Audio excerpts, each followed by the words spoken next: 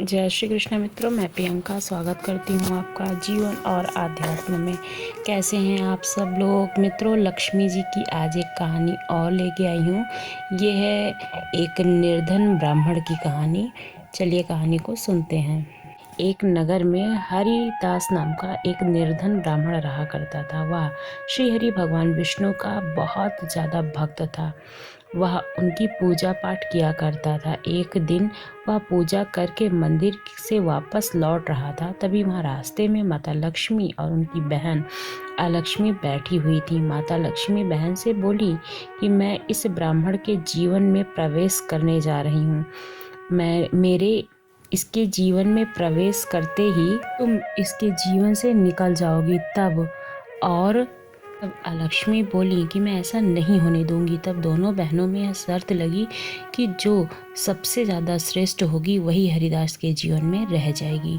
हरिदास हरि कीर्तन करता हुआ अपने घर को चला जा रहा था। तब माता लक्ष्मी ने अपना प्रभाव दिखाया और उसके रास्ते में सोने की मोहरों से भरा हुआ एक बांस रख दिया। तब हरिदास की नज़र उस बांस पर पड़ी तो उसने वह बांस उठा लिया और सोचा कि घर में किसी न किसी काम में तो यह आ ही जाएगा, और वह उसे लेकर आगे चल दिया।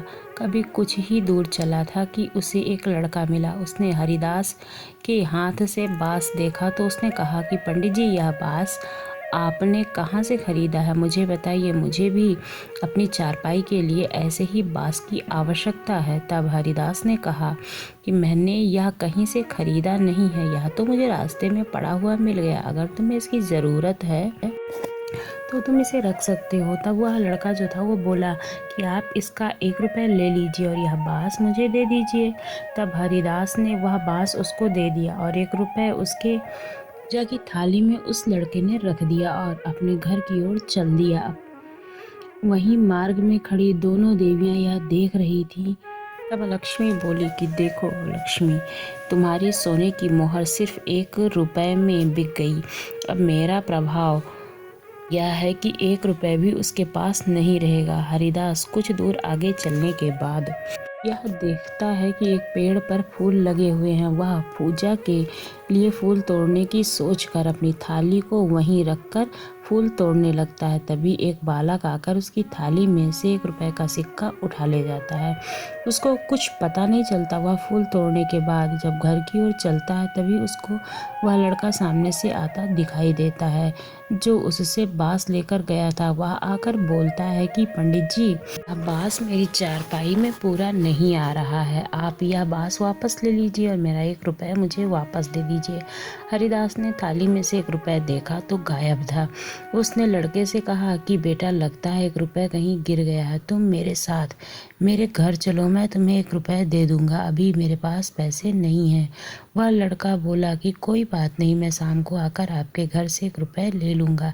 ऐसा कहकर वह लड़का वहाँ से चला गया। वह मोहरों से भरा हुआ बांस वापस हरिदास के पास में आ गया। देखकर लक्ष्मी जी मुस्कुराई। उन्हें मुस्कुराता देखकर अलक्ष्मी जल भुन गई और वह बोली कि ज़्यादा खुश होने की ज़रूरत नहीं है, आगे आगे देखो होता है क्या। तभी हरिदास के पास एक चरवाहा आया और बोला, मेरे बेटे ने 1 रुपया आपकी थाली से उठाया था, आप वह अब वापस ले लीजिए और उसको माफ़ कर दीजिए। हरिदास उस सिक्के को लेकर दौड़ता हुआ उस लड़के के पास पहुंचा और उसका रुपया उसे वापस कर दिया। वह हरिदास एक हाथ में पूजा की थाली और एक हाथ में सोने की मोहरों से भरा हुआ बांस लेकर चल दिया। माता लक्ष्मी का प्रभाव होता देखकर अलक्ष्मी क्रोधित हो गई और एक सर्प का रूप धारण करके हरिदास के मार्ग में आ गई। यह देखकर हरिदास वहां से भागा, पर सर्प बनी अलक्ष्मी ने हरिदास का पीछा नहीं छोड़ा।